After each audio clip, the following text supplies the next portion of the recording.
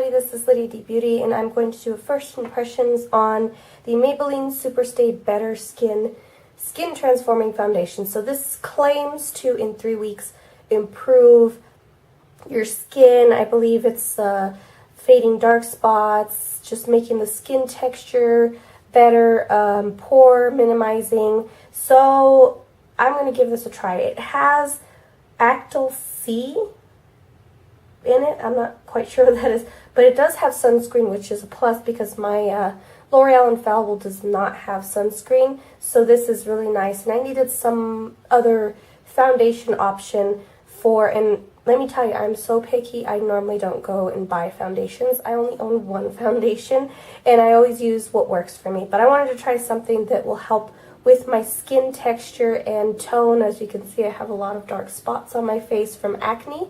And I wanted to make sure that I have a foundation that looks a little bit more natural looking, because my L'Oreal Infallible tends to turn a little yellow at the end of the day, and I just needed something a little bit more natural, a little bit more lightweight. You know, the Infallible is lightweight, but this, I'm hoping, is a little bit lighter weight. So this is oil-free, so that's a plus. And yeah, I got the shade Warm Nude, so we're just going to give this a shot. So let's apply this. I'm going to prime one half of my face, and the other half I'm not going to prime. And we'll check in throughout the day, see how it wears, if I get oily, because I'm very extremely oily skinned, acne prone, sensitive. So let's see if it does anything to my face, like break me out, since I have sensitive skin. So let's apply this, right? Let's get started. So my primer of choice today is NYX Studio Perfect Photo Loving Primer, and I'm going to try it on this side of my face, and then I'm going to use on the prime side of my face, I'm going to be using a beauty blender, and then on the unprimed of my part of my face, I'm going to be using my e.l.f. stipple brush. So now let's get into the application process. Let's see how it applies.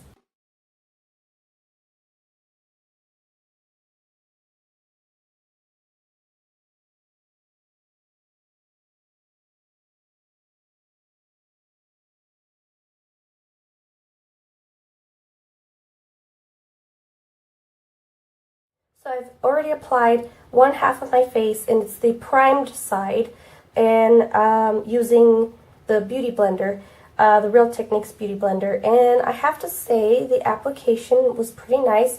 It shears it out a lot, so I might need to go in with another layer and just apply it again. So let me just apply it some few spots with a second layer, and this is just a very light layer.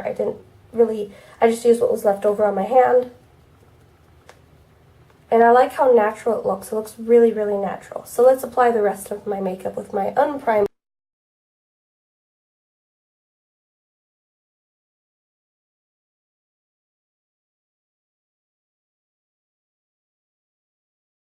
Alright, so the other half of my face, I found that with the stipple brush from e.l.f., it does go on pretty streaky. And with one layer, it did look real streaky. So I'm going to apply another layer onto my skin, and I'm just going to apply it with my fingers so I get a even application and it's not all like streaky on one side of my face all day and then, you know, nice and applied, I can't talk today, applied on the other half of my face. So I'm just going in there, evening out the streakiness.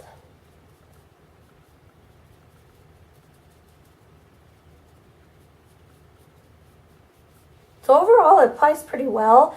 It applies really natural. It looks really natural. I know it looks paler on camera, but it's actually really close. It's like pretty much exact to my skin tone.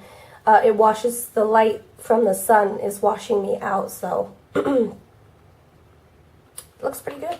Now I did get the concealers as well. I got the shade Light and Light Medium, so that I can spot conceal with the light medium and light to conceal my under eye area. So let's apply these two right now.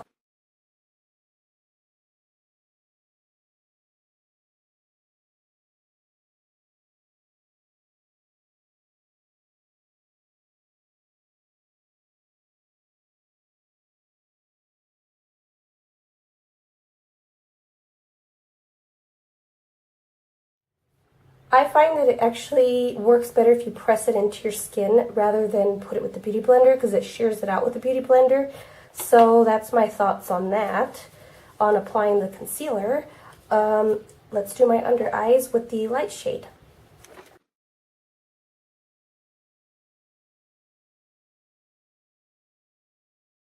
I forgot to mention the claim with these. These are supposed to improve dark spots, and with you putting it under your eye, it's supposed to improve the quality underneath your eyes. So it's supposed to reduce dark circles, I believe. So we'll see if that happens. I have a little bit of darkness and puffiness in my eyes, so let's see if it makes any difference throughout using it constantly. But we're doing a first impression, so let's see. I'm seeing how it'll cover my under eyes.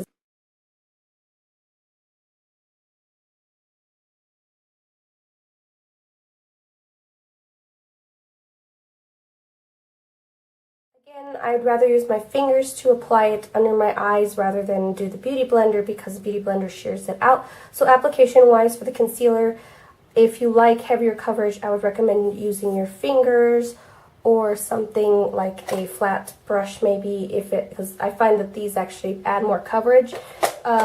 If you want more coverage on your concealer, use those two, and the Beauty Blender probably will shear it out. Okay, so I do have the Maybelline Fit Me powder to powder up. I wanted to try this powder out. So let me just apply this all over my face.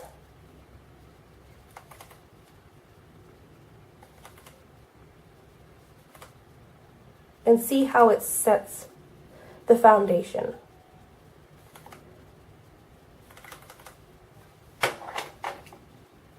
And I also got the Maybelline Fit Me transparent shade. This one is Buff Beige. That's for all over my face. And the transparent shade is going to be for under my eye area. So that way I can set my concealer under my eyes and brighten it a little bit. So let me just set all that. Alright, so overall thoughts of the powders. They're pretty lightweight, they're not heavy, which is nice, but I do prefer my L'Oreal Infallible because it has like a little bit of coverage in it, and this one kind of like, I don't like the way it kind of leaves little spaces where I had concealed, and then it kind of wipes it away a little bit. So okay on this, not bad. Right now it's 8:10. I'm about to go take my daughter to school, and I'm going to do the rest of my face, and I will check back with you in about 4 hours, so about noon. I'm going to check back with you guys. Alright, I finished doing my makeup, and I would have to say that, real quick, it does not do bad when you put blush and bronzer and highlight on. It stays put, so that's a plus for me, because I know sometimes foundations will tend to like rub off if I put like blush and all that stuff on. So it does wear well with my regular blush and bronzer. And yeah, so I'm going to come back in, like I said, it's about 8:10. I'm going to come back and I'm going to let you know how this does. So I'll see you in a bit. Alright, first check-in. It is 12:07. Alright, so from looking at it, I noticed my nose is extremely oily, and it's starting to break apart like at the tip here, but not bad, not noticeable. It is starting to wear right here.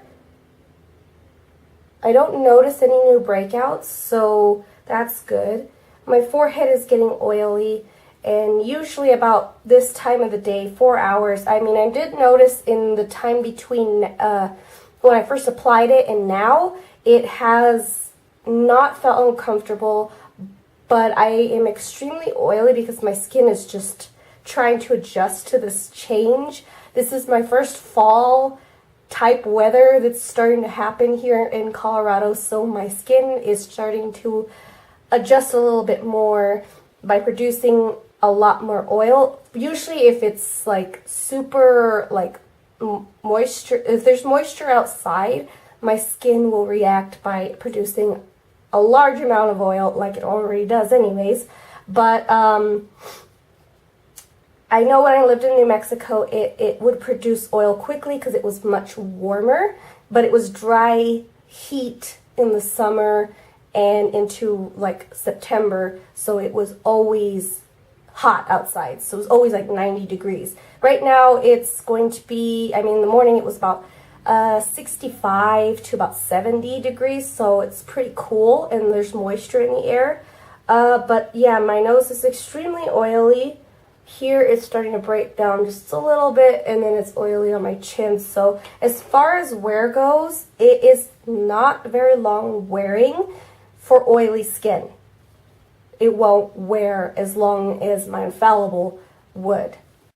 Okay, so yeah, like I said, the wear is still there. It doesn't seem to be breaking up too bad, except for in the corner of my mouth, which always happens because I'm always talking. I'm very animated with my face.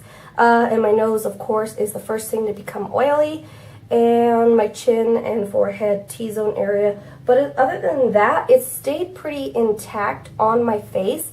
Without blotting, I have not blotted at all. I have not retouched with powder, nothing at all. So I say it's wearing pretty well. If I were to wear this like for usual things, like when I used to work 8 hours a day, I would want to wear a long wearing foundation where I wouldn't have to touch up at my lunch break, you know, because I used to have to take off my makeup, reapply it to touch it up and make it look fresher and feel fresher. However, I don't like wearing makeup for 8 hours straight because my oil will tend to break me out if I have makeup on for 8 hours straight. So I think this is nice for a natural look and maybe for the weekend, something lighter, because it doesn't feel heavy. It feels very light on my skin, but the oil production is a lot more than what I would use for my Infallible, my L'Oreal Infallible one.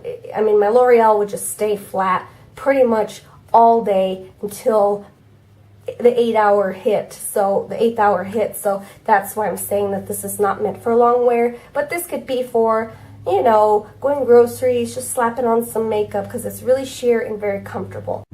Alright, so I cut you closer so you could see. You could see on my nose here that it's super oily. It's beginning to wear right in this area here. And here, super oily, and as you can see, it's starting to crack a little right there. I don't really have any dry spots. See, it's really oily here. I'm trying not to touch my face, so I don't like touching my face. But other than that, like in this area, it stays intact. So yeah, so that's my first check-in. I'm going to check back with you. It is 12:13 by the time I'm finished with this. I don't know if you can see that. Can you see it? 12:13. I will check back about 4 o'clock, pretty much after I pick up my daughter from school, so that way I can let you know how it's wearing. I don't know if I'll do another check-in because that would pretty much be 8 hours of wear. Almost 8 hours of wear. You know what, I'm just going to do an 8-hour one. So I'm going to check in at about 5 o'clock. So that way you can see how it wears from 8 to 5 if you're like a working mom like I used to be. And that way you can see if it works from 8 to 5. Okay, last check-in. It's 5:01 right now. 8 hours of wear, and I have to say I do not like this foundation. It's starting to wear really bad on my chin. I'm super oily. I could feel the oil on my face, and usually my Infallible will not allow that.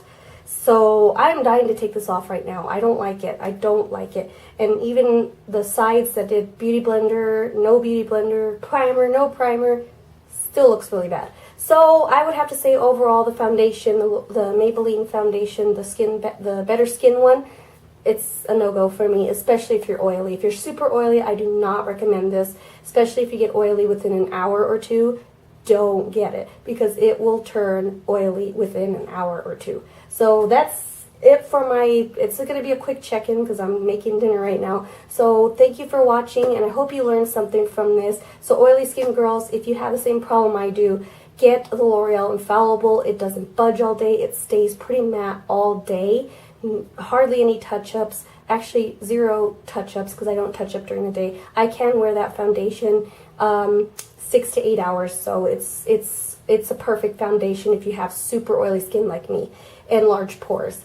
And that's it for this video. I hope you guys enjoyed this, and I'll see you guys next time. If you want any more videos that are first impressions on different products, please let me know in the comments down below. Please subscribe if you haven't already. I'll see you guys next time.